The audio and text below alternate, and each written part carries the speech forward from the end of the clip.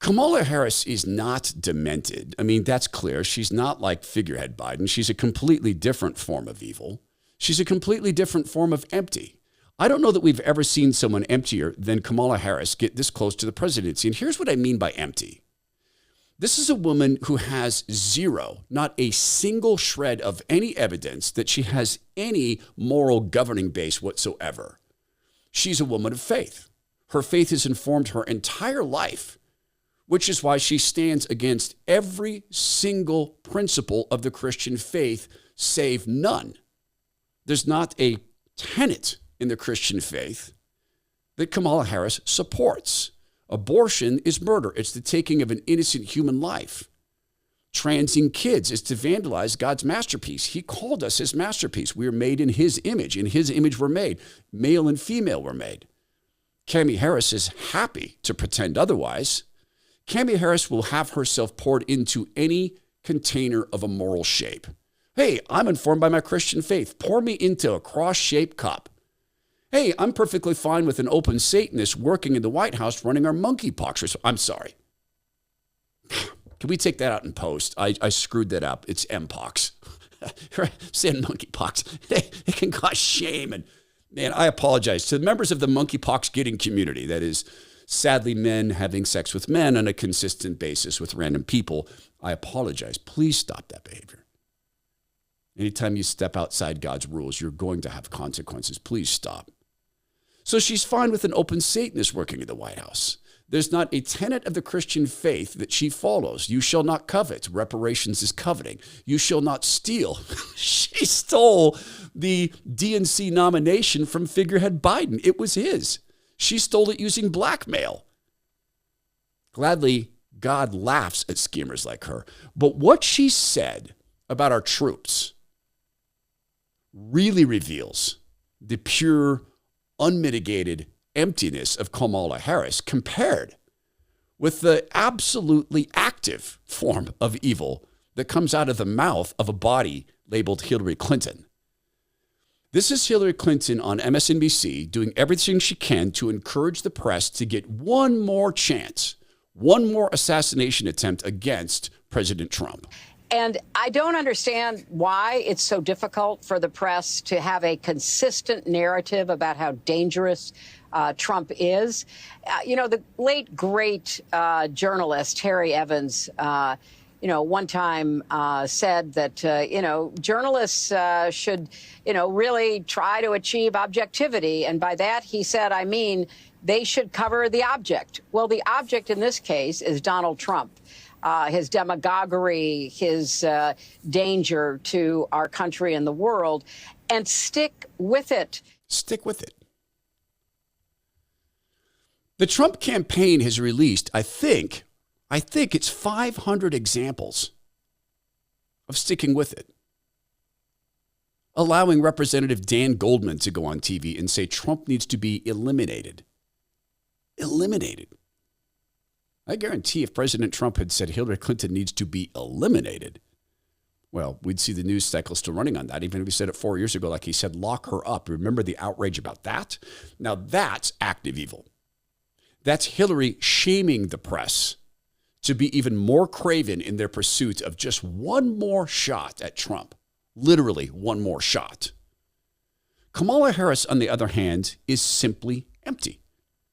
She's programmable.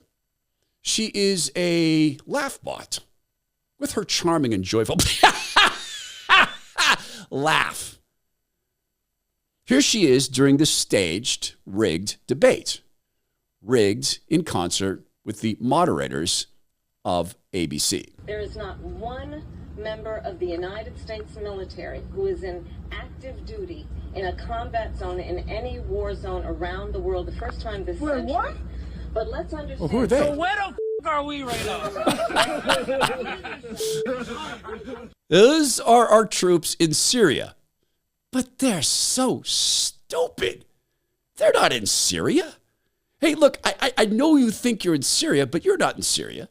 Hey, look, I know you think I'm slapping you in the face, baby, but this is just me loving on you. I know you think it's cruel, but I can't have you going out like that. This is me looking out for you. I know men So it's not really hitting, it's loving. It's not really lying. It's just a debate. Do you remember when she said that? Reporter asked her, hey, you called Joe Biden a racist. Do you still think so now that you're working for him? That was during a debate. It's okay to lie when you're debating for something like being figurehead of the country. Oh, incidentally, there is a handy map you can look at to show where American troops are right now in combat zones. Serbia, Montenegro, Albania, Kosovo, Turkey, Uzbekistan, Kazakhstan, Tajikistan, Pakistan, Lebanon, Jordan, Iraq, Kuwait, Saudi Arabia, Bahrain, Qatar, the UAE, Oman, Yemen. It goes on and on and on. Areas of the sea, Adriatic Sea, etc. ad nauseum.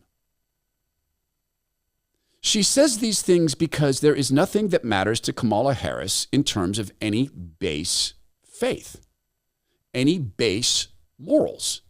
If you don't have a basis for your morals, you don't have morals. You have feelings. Morals don't shift and change. Feelings do.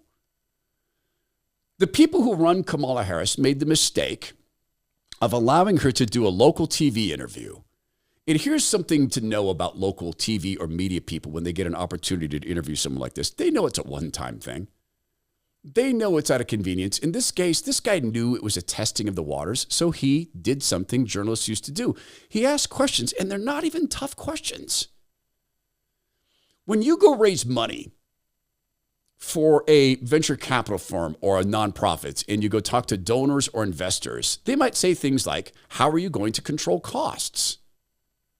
Here's how not to answer that question, starting with the question from the journalist to the body labeled Kamala Harris. When we talk about bringing down prices and making life more affordable for people, what are one or two specific things you have in mind for that? Well, I'll start with this. Okay. I grew up a middle-class kid.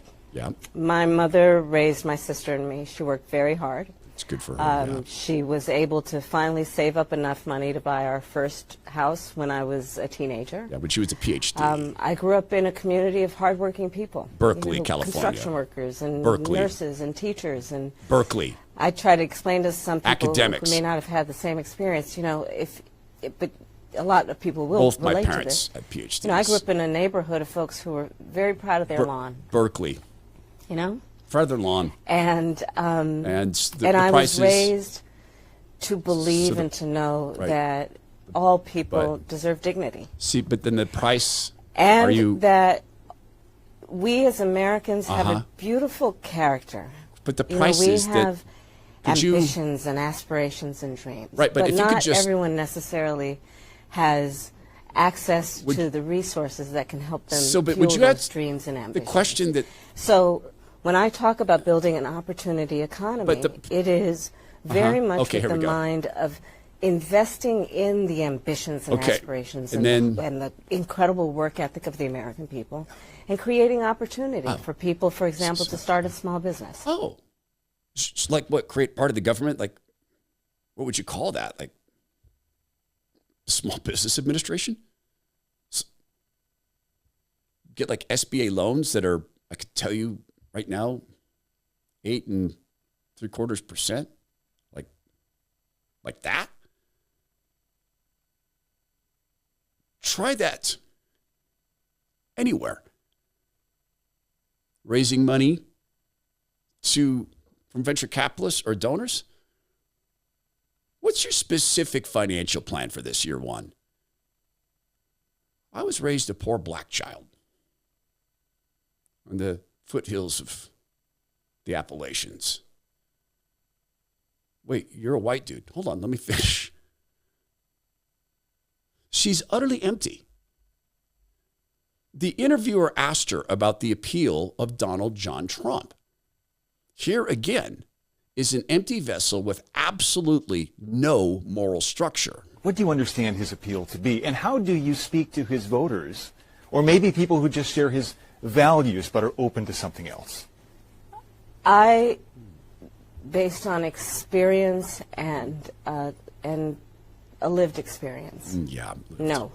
In my heart, I know, in my soul, I know. You're what? That the vast majority of us as Americans have so much more in common than what separates us. And I also believe that I am accurate in knowing that most Americans want a leader who brings us together as Americans. Yeah, as Americans. And not someone who professes to be a leader who is trying to have us point our fingers at each other. Trump says some mean things. He is not importing groups of people who are being shown you have no requirements of following the rules. None. You get to come in illegally, and we hand you cash. You get to stay illegally, and we give you more cash. In separate countries like Washington State, if you get pulled over for a DUI, we'll let you go. Because we can't charge you with a DUI because that could be a felony. And then the Department of Homeland Security or Border Patrol could come and get you. They won't, but they could. So Donald Trump says some mean things that you could view as divisive. They have created laws that are divisive. Hey, you know what? You're not willing to join into your kids' sociopathy? Well, we're going to need to take your kid from you. Because if you're not willing to sponsor the delusion and celebrate it, well, then we're going to come and scoop them on up and take them away. This is an empty person. Hillary Clinton is actively evil. She knows exactly what she's doing when she's lecturing the press to say, concentrate on Trump being evil. Say it more often. Coordinate it. Kamala Harris may not even be truly aware of the words pouring forth from the body of the whole, speaking whole in the body labeled Kamala Harris. What she knows is they're coming out, being consumed, and will be massaged into an appealing shape by the Mockingbird media. Notice, right-wing media has been all over that local TV interview. Somehow or another, it has not become national news. Kamala Harris, then, the perfect candidate for a perfectly empty Mockingbird media.